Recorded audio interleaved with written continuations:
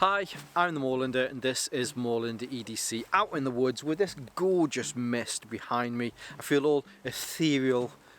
I don't know if I've ever described myself as ethereal, but that's a first for the channel after 6.5 years.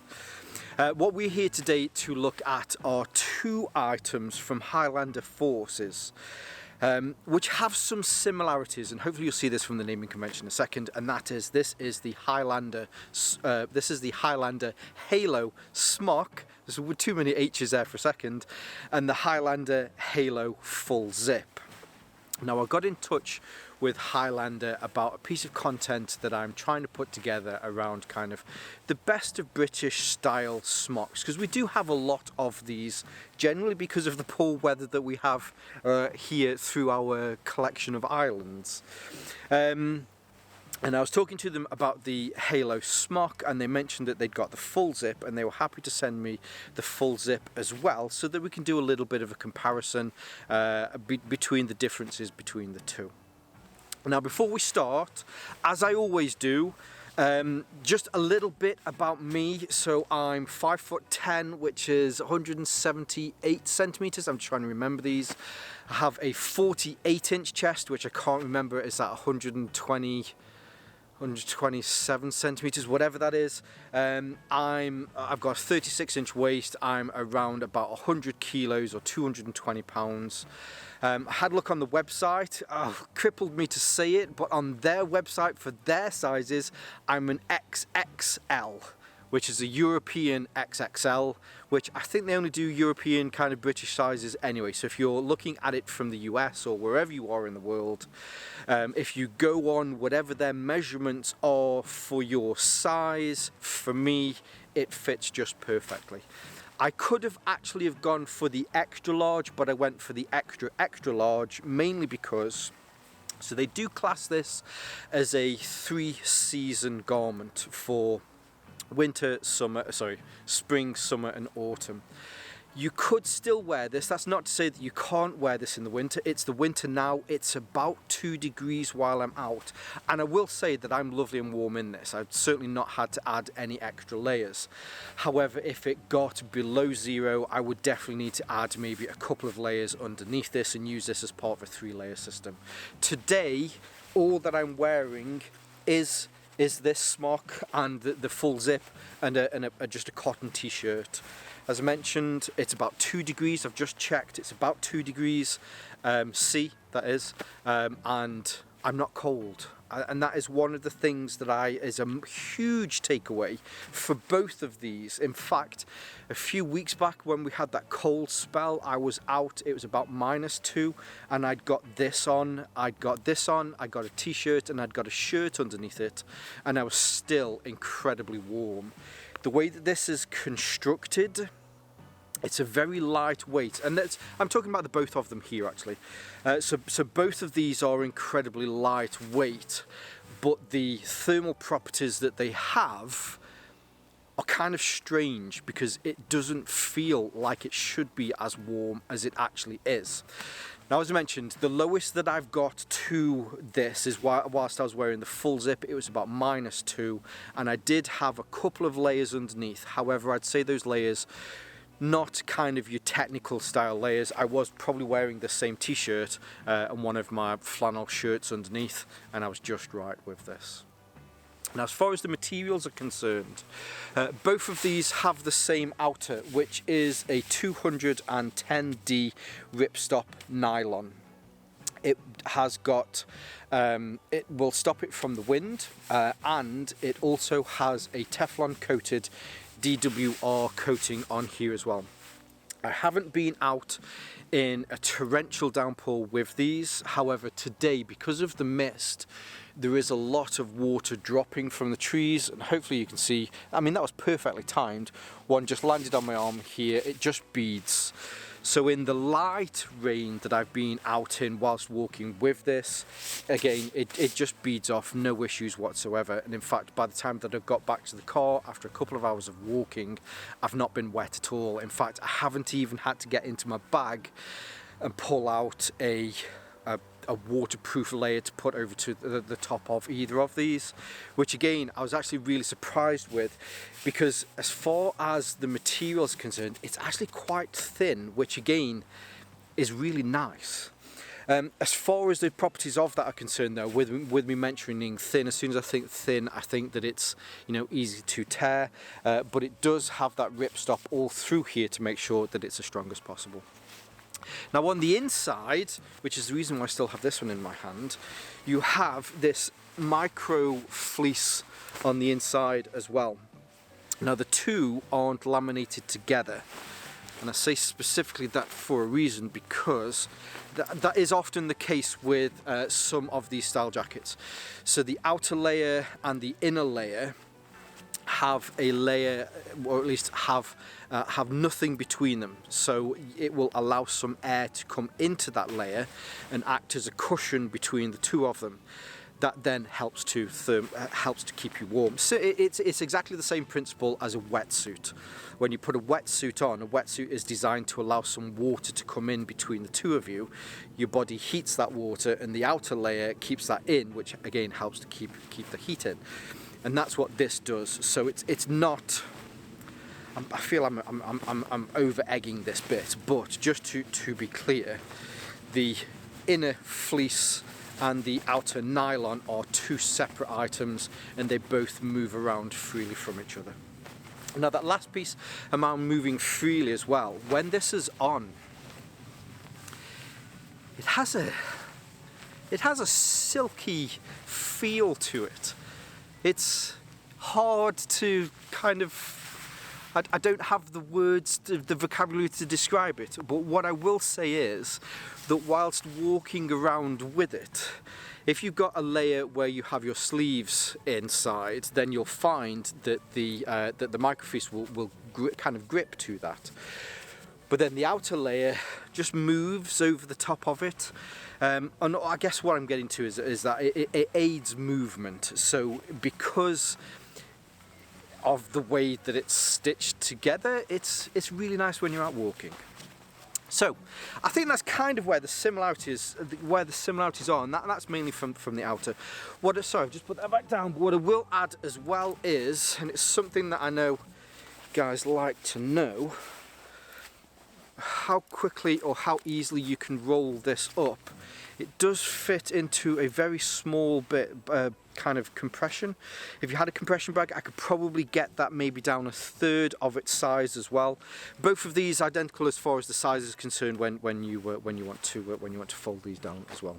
Now, as far as colours are concerned, the Halo Smock, this is the one that's been out the longer of the two of these. The Halo Full Zip, if I remember rightly, has only been out for about a year or so now.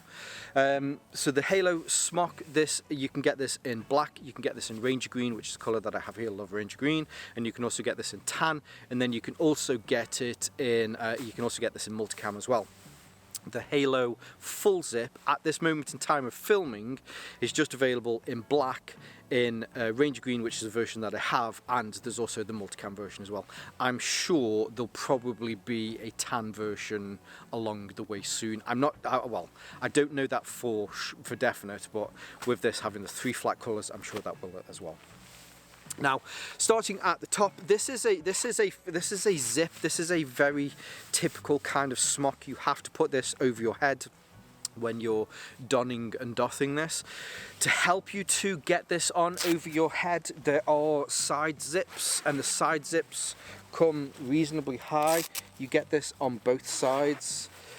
So it does help you to get this on and off over your head. As I mentioned before, with the micro fleece on the inside, if you do have something on, and I'm not going to take this off because you probably will see my belly when I'm going to have to at some point take it off so I can show you the other one.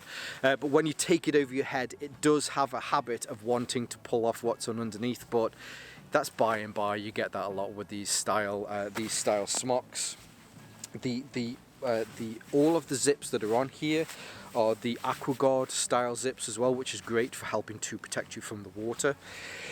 But the zip itself comes down kind of nipple height, just in the middle of the sternum. If you want to zip it all the way up, there is There is an internal baffle, an internal kind of storm flap on the inside, which again will protect you from the weather there, nice and flat. The collar is a reasonably high collar, and it also has a hood, and this is the same for both of these. There is a protruding brim on the hood. It's not a reinforced one, it doesn't have a little piece of metal or anything like that in there, but it does, if battened down, keep the elements away from your face. The hood is also lined with the same fleece, which is exactly the same on the full zip as well. If you want to put this away, it rolls up, which again is exactly the same on this version. It rolls up, goes into the collar, and then you have some hook and loop to help. I mean, that looks awful the way that I've done it, but it puts it into the collar there. For the smock, then coming down onto the chest, you have a kangaroo style pouch on here, which goes, I'll try and see if I can work this out, it's probably about 12 inches across, probably just roughly the same in depth as well. The zip on this is behind a little hood, hopefully you can see here, so it keeps that nice and away from the elements. It does zip over to the left like that. Again, I don't know whether you're a lefty or a righty, but also this is, if you can see here, this is a double zip. So if you did want to take this off and fold it inside of here, then you can do that as well, which I think is really positive for the anorak over the full zip.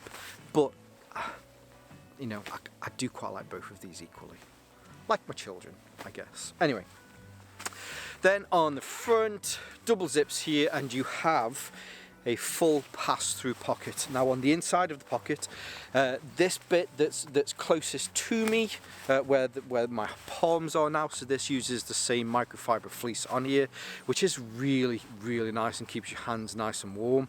I know I've talked about walking in this, but I've also been to watch my daughter play football whilst wearing this, and having somewhere nice and cozy to keep your hands when you've left your gloves in the car and you realise you've got a distance to walk back to get your gloves is also really nice.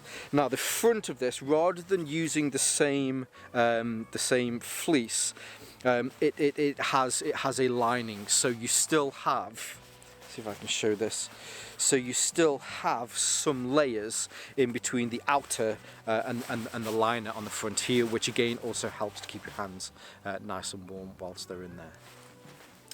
These zip up, which is a bit of a faff as well, kind of when you got your gloves on, you generally have to hold them at the bottom and then pull it up.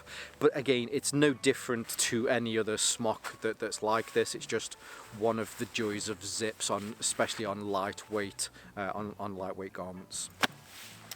As mentioned, here at the sides, you do have a zip on each side. If you're in an area maybe that you're doing some fun with this and you have something on your hip, then you can move this out of the way so that you can get to stuff that's on your hip. If you're doing a bit of bushcrafting with this as well, maybe you have a knife on there, you've got a belt or something that you're wanting to get to, being able to open these up, maybe you're doing some foraging and you've got some stuff that you want to keep on your hip instead, it's also great that you can have that there as well. Now the last little bits, just for a wee bit of heat management, under your arms you have some openings here. Now for both of these, if there was anything that I would change about these, this opening opens this up and it's just wide open. All that I would do, and again, so this is the same advice that I've given other manufacturers about ways in which I possibly update theirs, is if you could put some mesh in here, that way it will open up, it'll still let a lot of air to be able to come in and out, but dirt, debris, even bugs, that sort of stuff won't be able to get into there. I don't know how it would affect the manufacturing process, maybe there's a reason why some companies don't do it. If there's anything I'd change, it would be that, but I just want to stress at this point, I'm picking faults on something that I think really there are little to no faults on. Let me see if I can get this off without getting my belly out. And it's actually the beauty of these, opening these zips up at the side. If you don't want to get your belly out, I highly recommend undoing the zips. So that was the Smock. Now this is the full zip, and as you probably imagine, especially seeing how I'm putting this on at this moment in time, rather than being a Smock with a zip that opens just to about here, this is a full zip. I'll just get the hood back out again. So starting at the top, the hood, exactly the same. Now you can fit, under both of these, you can fit a helmet underneath these hoods. I've tried my airsoft helmet underneath here. It's running full comms, and it's a struggle. However, a belay helmet, if you're out doing some climbing, you're belaying a buddy, you're stood at the bottom cold, because that's what happens. You can put a climbing helmet underneath here and it will keep your head lovely and warm. But yes, so there's the hood. Now I didn't mention on that first one that you also have some toggles on here as well. So when it's on, So when it's on, this is the joys of having shaved your head in the morning and having a fleece lining underneath here, because it gets stuck on your head. So yes, but when it's on, you can pull down on these toggles, which will also help you to keep it closer to your face. It has a little brim, extended brim on the front, and it's not reinforced like the other one. On the front, no pockets in the chest, no kangaroo pockets on the front here that it will fold into, which hopefully makes sense because this is a full zip construction. You zip out the front, and that's how you don and doff this jacket. Of the two, the full zip is the easier to get in and out of, which kind of makes sense because it's a full zip and they're just easier to get in and out of anyway. I haven't really found much of a difference in warmth between the two. As mentioned, this was the one that I was out. It's about -2 degrees, and I was still reasonably hot in this. Certainly had no issues whatsoever. But because with the Smock version, you've got those extra pockets here at the front. If you're out doing stuff, you can put a map in there, you can put your gloves in there, you can put food and snacks, you can put a compass into there. Whereas with this one, you get a lot of the thermal benefits that you get with the other one, but instead you just have these. You have these two waist pockets. The pockets on these, they're actually slightly smaller. I say that, so the openings to the pockets are slightly smaller than the Smock version, and because of this zip here in the middle, which is kind of why I was kind of correcting myself, it isn't a pass-through. These are two separate pockets. So the bit where I mentioned it's slightly smaller is mainly the opening here. Under the arms, you have the same openings here. Again, it's just the one feedback that I would say, if they had some mesh in here so that it would still open maybe an inch or two, then it would still allow all of that air in, but it would stop all of the other crap and dirt and debris and bugs and stuff. The arms are identical. What I didn't mention on the anorak is coming down to the sleeve. So on the end of the cuff here, you have some, I did that off camera then for a second. You have some hook and loop. So if you want to batten these down, if it's cold outside, you're certainly worried about letting air through here, then you can close these down. Personally, for me, I just turn them over ever so slightly. Let's open these out all of the way. So this is opened all of the way. There's still plenty of room in here. Being able to check my watch, it's certainly not an issue being able to pull it back. I have worn these with gloves whilst out walking a bit, and again, they're just fine. But when you got your gloves on, pull it down a little bit, and then you're on in there, and yeah, you're all good to go. Now, we'll say, kind of coming into the close of this, I'm incredibly impressed with these. So much so, the staple over the last 2 or 3 years for my go-to jacket, not too hot, not too cold, but something that maybe I want to wear as a mid layer, has been the Helican Tex Wolfhound. And I still do love that jacket, I really do. But it's been replaced. It's been replaced. All those years of joy walking around in the Helican Tex Wolfhound jacket, it's...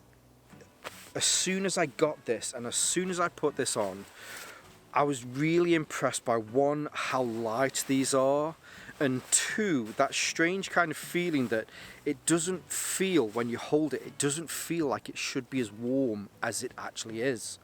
But when you've got it on, again, so through this whole time, all I have is just a thin t-shirt underneath here. It's about 2 degrees. And I'm fine.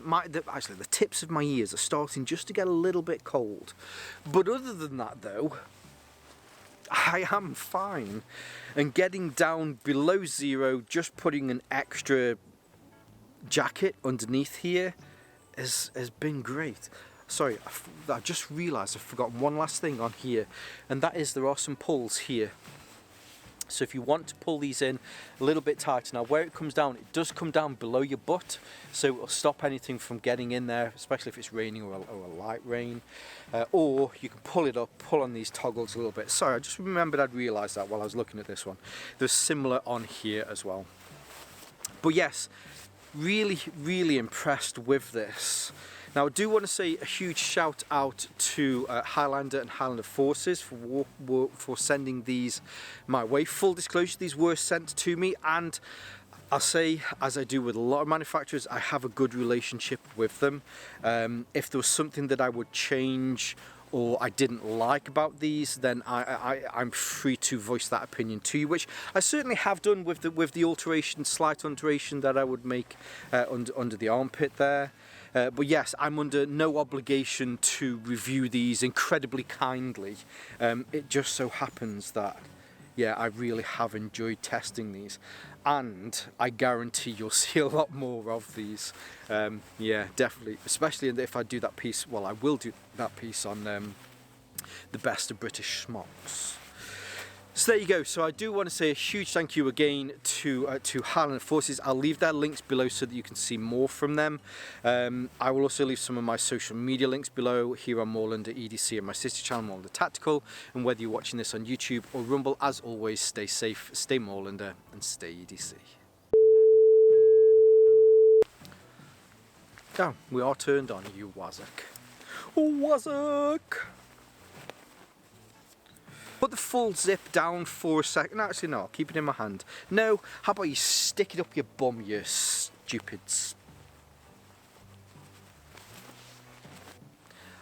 Rambled that last bit.